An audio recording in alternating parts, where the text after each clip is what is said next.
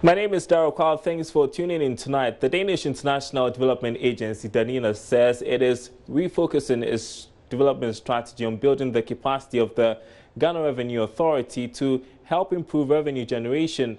This was made known at the handing over ceremony of 15 pickups from the development agenda to the development agency, to the GRA. There's more in the following report. According to DANINA, the handing over of 15 pickups is in line with the agency's pledge to boost capacity building and the revenue collection agenda of the GRA. Speaking at the handing over ceremony, Danish ambassador to Ghana revealed that the agency will closely engage the GRA on best ways to meeting their revenue targets. We have shown flexibility in our approach, and we have concluded that capacity building, focusing just on training, study tours, and on-the-job support without further capacitating the relevant GRA units could not take us far enough. Therefore, we also purchased various equipment, including IT equipment and vehicles based on previous gap analysis undertaken. The provision of this equipment is expected to boost the capacity of the various GRA units in carrying out their functions. Today, I was about to say that we hand over 15 pickups to various GRA units, but I would rephrase it and say today we hand over first and foremost a number of fabulous detector dogs that we have just seen demonstrated here today. And of course, they need some transport, the dogs and the handlers, so we also hand over pickups for this, as well as pickups for a number of GRA units. I cite the free zones, the post-clearance audit. On his part, Commissioner General of the GRA, Kofi Nti, revealed that the presentation will further enhance the operations of the authority in terms of revenue mobilization. According to him, the move will also assist in the clampdown against infiltration of prohibited goods. It is a great joy for the management and staff of the Ghana Revenue Authority to be with you today for the handing over of 15 new pickups and 3 working dogs to the Customs Division of the Ghana Revenue Authority. I'm also reliably informed that the NIDA will be further donating to the Customs Division 6 saloon cars in the next month. First part of the package earmarked for the Customs Division under the Tax and Development Program being spearheaded by the NIDA. The NIDA has been of tremendous support to the Ghana Revenue Authority since 2015. Today's presentation will further enhance our operations in revenue mobilization, as well as protecting the entire nation against infiltration of prohibited goods. You will all agree with me that the performance of GRA is critical to the economic and social development of Ghana. In this regard, the Danish government has been of immense support in helping move Ghana forward. To our cherished development partners, it is our hope that this good relationship will continue to grow. The event also saw a display by the K9 unit, a dog academy, which is one of the projects the NIDA intends to undertake to assist the Customs Division in inspecting of vehicles, identifying packages and goods and services, as well as the general patrol duties. Now, former staff of Defunct UT and Capital Bank have disclosed to Joy Business they will present a petition to the President over issues regarding unpaid salaries and exit packages they are entitled to. According to them, the receiver of the 2 banks, that is the PricewaterhouseCoopers, promised to pay outstanding entitlements a few months ago when they were engaged by the Mother Union. The group held a press conference in Accra this morning. Ebenezer Sabute was there and files this report. The Bank of Ghana directed the PricewaterhouseCoopers to ensure that all entitlements to former staff of UT and Capital banks were paid following the decision to put the two banks on receivership. However, 8 months after the demands of the two banks' former staff are yet to receive what is due them financially. To this end, the about 150 members of the group have vowed to seek the intervention of the president. Spokesperson of the group, Raymond Adai-Dankwa, has been speaking with Joy Business. Percentage was agreed on times the number of years that you've worked. Okay. And this was something that was agreed as at last year. Now, 8 months down the lane, nothing has been done about it. So what is the next line of action? We believe, we just want first of all to uplift to government, and we believe it's a listening government. So therefore we expect something comes out of it. If not, then we will reconvene again for the next action. But in the meantime, we intend to petition the president. And when are we going to see this petition to the president? Very soon. How soon? Because this issue has come up since last year. Your S-base has not been paid since last year. You are still here saying soon. How soon? Hopefully it should be this week. And what exactly are you asking the president to do?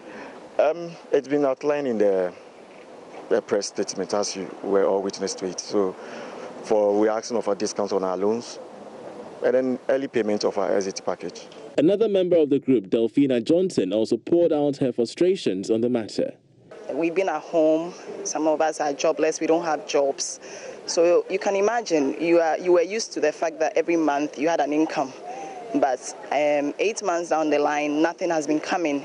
So the question is, how are we surviving? Ghana, the economy is not easy, you understand. So if no money is coming in, how are we taking care of our children? If you are married, your spouse, your children, all these people, how are you taking care of them? We are appealing to government to come in and give us what is due us with regards to our exit pay, encashment of our outstanding leave days, and discounts on our loans. That's all we are appealing for. The group, however, believes that the action by government to protect depositors' funds and to ensure that no customer deposit is affected is fundamental to the success of Ghana's banking industry. The country's debt stock, as expressed in percentage terms, would not cross the dreaded 70% mark by the end of the year. The latest IMF fiscal report showed that it would reduce marginally. There's more in this next report. The report, which was outdoored at a program in Washington, D.C., is forecasting an end-of-year debt-to-GDP ratio of 68.9%. This is even lower than government's own projection of about 70% this year. The development could mean that the debt stock, which stood at around 142 billion cedis in December, might not increase that much, or the economy may expand to accommodate the nominal figures. The forecast could impact positively on the country's credit ratings, which is currently in B range, as well as a positive reaction from investors outside the country. This is because Joy Business understands there are fears that the debt stock would increase, which could impact negatively on the country's cost of borrowing. Meanwhile, visiting IMF boss, Africa boss, Selassie Bebe, says the IMF is optimistic about a solid economic outlook despite reducing Ghana's growth estimates marginally. The IMF, in its forecast for the country, projected about 6%, coming after a more than 8% growth last year. You know, one positive news is that the region's economies are beginning to recover from the difficulties of recent years in the wake of the commodity price crisis. So we've seen growth, was around 2.8% last year, and that's set to accelerate to around 3.5% or so in 2018. About 2/3 of the countries in the region are seeing higher growth this year than it was last year. So economies in the region generally are recovering well. So that's a very good part of the news. However, what we're also seeing is some challenges. First, the recovery in growth is not throughout the region. So there remain quite a few countries where in per capita terms growth remains very weak or or even negative. So that's one concern. Second also is that what we've seen is following the decline in commodity prices in 2015-16, a number of countries, many countries were hit significantly by that episode. And in those countries in particular, we've seen an increase in levels of public debt. It gives rise for concern. But we remain very optimistic about the region's outlook going forward, subject to the difficulties that have arisen at the moment being addressed. We think growth should recover over the medium term to very healthy levels, and that's what's on the policy agenda for most countries at the moment. Do you still believe that Africa is rising, despite the threats, despite the fact that our economies are still tied to vulnerabilities on the international market and all the rest? So I think we're too quick always to find a very shorthand label for what's going on in a continent as diverse as ours. I mean, even in sub-Saharan Africa, there's like 45, 46 countries and very, very different outcomes, and there's tremendous heterogeneity. The Africa Rising period was for the period where you saw the lion's share of countries, 2/3, 75% of the countries in the region enjoying very high rates of growth. But even then, there were countries that were in quite a bit of difficulty or, not growing as rapidly. The DRCs of this world, the Burundis. So there were countries in difficulty. What we saw in the last couple of years is, some of the larger economies in the region, Nigeria, Angola, South Africa, being hit very hard by the decline in commodity prices. And as a result, the regional aggregate numbers were also impacted severely. But we shouldn't overlook the fact that even in the last couple of years when, the region-wide growth has been low, there's been 23, 24 countries with more diversified export structures that have continued to grow really much the same rates as the earlier period, the Africa Rising period, as you put it. We are turning now to the insurance industry and issues arising from the Commissioner of Insurance, Justice Yaofori, has revealed that price undercutting by some insurance companies is undermining moves to increase the capital level from the current 15 million to 50 million cedis. Now, Justice Yaofori says this more practice, if not kept, could lead to a boycott of any fresh minimum capital requirement for the industry. He spoke to Joy Business at the KEK Reinsurance Brokers engagement with clients on the sidelines of the 45th African Insurance Organization Conference here in Accra. This is Bismarck Awusa's report. According to the National Insurance Commission, even though plans to increase the minimum capital requirement for the industry has come far, the issue of low premium charges by some insurance companies has come to the fore. As a result, Commissioner of Insurance Justice Yaofori says his outfit is looking at resolving the issue of undercutting. So far as the Commission is concerned, we are more interested in actually taking care of the basic challenges of insurance, like making sure people have confidence in insurance, making sure people have somewhere to go, especially where the Commission is concerned, to voice out or bring in their complaints. Once they have these assurances, then they are going to have confidence in insurance, they are going to buy more insurance, and it leads to penetration. So that is what we are looking at. When those things are done, and we are able to check undercutting, that means undercutting premiums, then we believe that the companies would be able to generate more premium, which means more profits. Then if you recapitalize, they can actually meet the limits. We're doing what it takes right now, but it should be sooner than later. I cannot say whether this year or next year, but I think recapitalization is something we have to look at. Justice Yaofori spoke to Joy Business at KEK Reinsurance Brokers engagement with clients, which forms part of the 45th African Insurance Organization Conference ongoing in Accra. On his part, Chief Executive of KEK Reinsurance Brokers Africa, Shaibu Ali, re-emphasized the need for Insurance Commission to allow insurance companies some space to regulate themselves. I always say that we are overregulated in Ghana. Not only Ghana, but It's like all the regulators in the sub-region on the continent, they have the same notebook singing hymn that they are reading from. And everything they do, everybody is doing it. But they are over-regulating us to the extent that the time that we have to use to sit in our offices to work, we have to use it to sort out regulatory requirements. And I think it is becoming too much. They have to make room for peer regulation so that insurance companies, insurance brokers can regulate themselves, at least to an extent. But if the regulator wants to be the person to be involved with everything, that is going to affect our productivity. This year's 45th Conference and Annual General Assembly is organized by the Ghana Insurers Association in collaboration with the African Insurance Organization. It was under the theme, Innovation, Risk and Future of Insurance in Emerging Markets. Bismarck Ausa, Joy Business. Deputy Minister for Trade and Industry Robert Ahum-Kalinse has indicated that government will meet the 2020 timeline to deliver the One District, One Factory project. He says 8 factories have already been approved for the Upper West region by the 1D1F Secretariat and the Ministry of Trade. Municipal and district chief executives in that region have also been challenged to come out with proposals for 5 factories. Rafiq Salam reports from WA. The One District, One Factory program is aimed at establishing at least one factory or enterprise in each of the 216 districts of Ghana as a means of creating economic growth poles that will accelerate the development of those areas and create jobs for the teeming youth.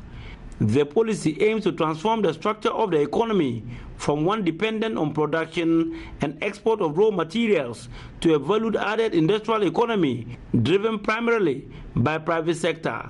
At the launch of the district implementation support team in WA, which was attended by various stakeholders, Deputy Minister for Trade and Industry Robert Ahum-Kalinse said the success or otherwise of the program will depend on how the various key stakeholders treat the companies which will set up the factories. Mr. Ahum-Kalinse was emphatic on meeting the 2020 timeline set up by the President to deliver the One District, One Factory. We will do everything to deliver that. And we have been doing everything to make sure we do that. What does that mean? For the Upper West regions, we have currently 11 districts. So the commitment that our President made of One District, One Factory says that by 2020, we should have 11 factories. As we speak today, and I shared with our colleagues here, we have 8 factories that have already been approved by the team, both the 1D1F Secretariat and the Ministry of Trade and Industry, that are in discussions with the banks and financial institutions. It is those 8 that we've shared with our district support teams, and their role is very simple. Factories are not built at Jubilee House. They'll be built here in WA, in different cities in the Upper West region. And their job is to help them ensure they implement it. Planning permission, EPA certificate, factories inspect. This is where the detail comes in to ensure. The 5 I referred to is that I gave a challenge to our MMDCs that I said, though they're supposed to just do 1 by 2020, we are challenging them to do 5. But we start off by saying we'll deliver what our President committed, but we should also aim for more.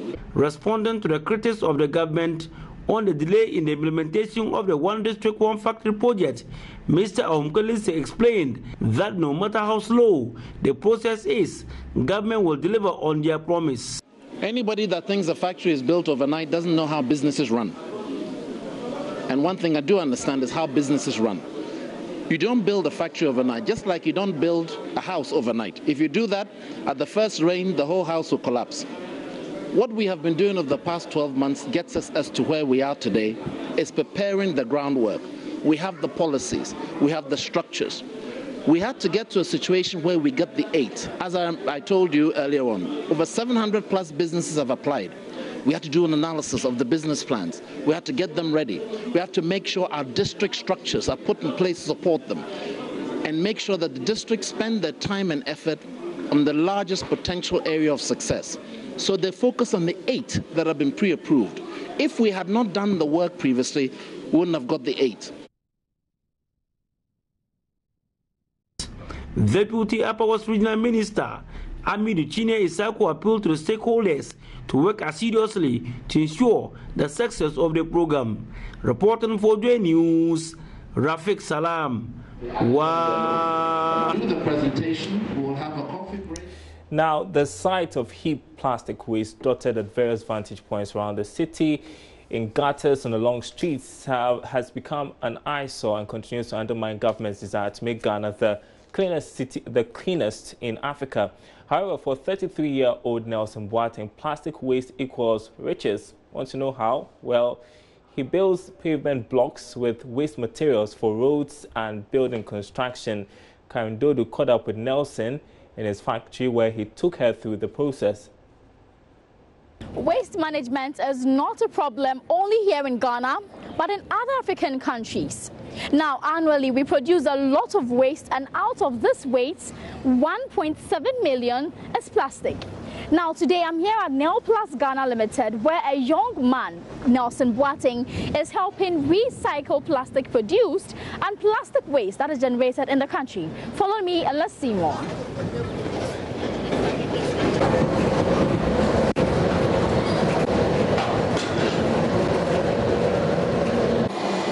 So this has created a big business opportunity for Nelson and his over 60 direct staff and 500 indirect staff. Seeing Nelplus, his company, as a contributor to the tons of plastic waste in the country, he came up with a way to help solve the problem.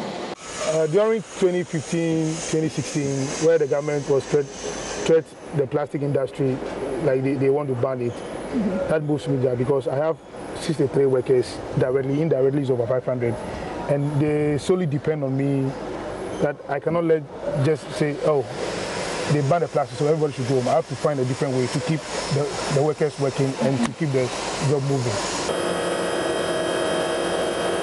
33-year-old Nelson has been producing these eco-friendly blocks since February 2017. All he uses for the blocks are sandy soil and plastic waste. Not only is it 60% cheaper than the usual cement block, but also 10 times stronger. With these blocks, they are very cheap, and the durability is higher than the normal concrete block we have. It has been tested in Ghana Highway Authority, and we had 40 Newton. These blocks are 60% cheaper than the normal blocks that we have. When you say 60%, how much? With this one, we compare it with the normal bricks, the rectangular one, and that one, 4.5 of that will be one of these, and 4 of that one will be around 7 Ghana cedis. While this one is 3 cedis 50 pesos for the main route. Then the house is 2 cedis 50 pesos. These are freshly pressed, what I call eco-friendly blocks. Now this is 30% plastic, 70% sand. Now that's dependent on where you'll be using it. This one is going to be used for homes and places where there'll be less pressure. But I'm sure the quantity would be more for roads. Now these ones are quite warm, unlike the one there. Now that was made some days ago, and it's very heavy.